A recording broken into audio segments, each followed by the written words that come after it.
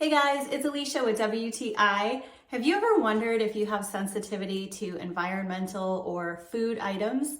Well, I want to show you this easy way to get tested at home. This is the 5Strands Food and Environmental Sensitivity Test. This functional health assessment offers guidance in identifying food and environmental intolerances, but not true allergies. So these results can provide insights and guide you to make informed decisions and identify potential triggers that might be giving you trouble. It's so easy to follow the very clear instructions, and the kit provides everything you need to collect your sample by providing 10 to 15 of your hair strands and sending them back to the lab via the included shipping bag and label. So you just ship it off and then sit back and wait to get an email with all of your results.